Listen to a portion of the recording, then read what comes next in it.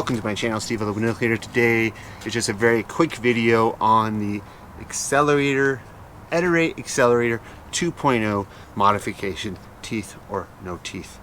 So, a big modification nowadays, and I see a lot more of you guys and gals out there using this modification, is the Unger Nin Scraper 2.0 handle with an Ettore brass channel right there, and is sometimes using the flick pad or sometimes not. The biggest question I get about this mod, which was made famous by Luke the window cleaner, is should I remove the teeth or should I not remove the teeth?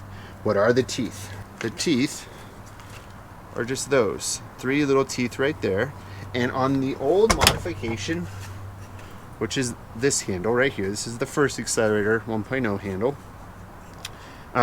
we always said, Luke and then I, remove the teeth. That will make it work right, okay? And for this handle, that was the right way to do it.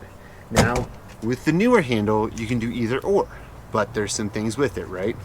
So, what I noticed, this was the first one I got. I removed the teeth for the most part, okay? I always leave like a little bit to grab onto the rubber, to grab onto the duct tape you have to put on the channel. Still putting the duct tape on the channel in the area that the handle clamps onto the channel. But here's the thing, what I found is when I took off the teeth, the angle is just a tad bit different. If you can see right in there, there's actually a little bit of a gap. So this has the teeth off. This still has the teeth. It's flush with the top here, okay? The angle of this 18 with the teeth gone to this handle with the teeth on is different. As far as by hand, I like it with the teeth. On a pole, I like it without the teeth. Without the teeth, it gives it just a tad bit more down angle, where pole work is extremely easy.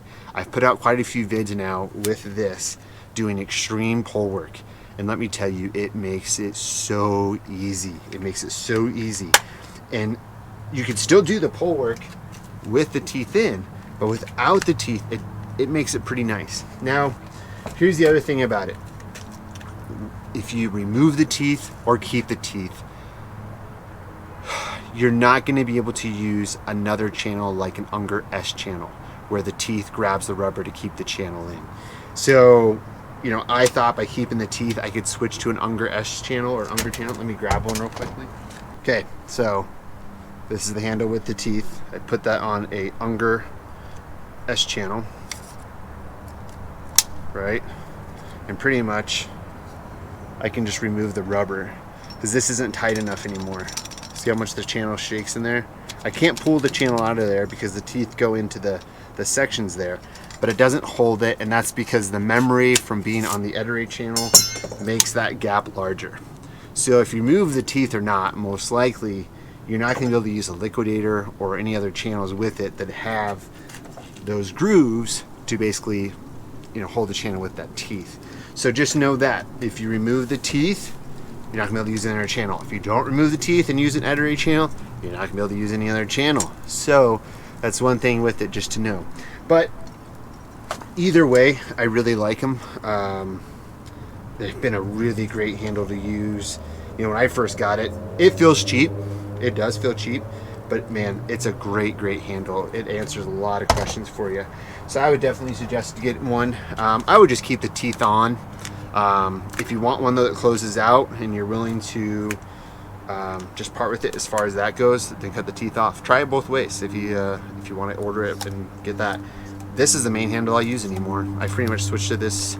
I don't use really anything else anymore. So that's it as far as whether to take the teeth off or not take the teeth off on the new Ettore Excelerator Mod 2.0. Goodbye.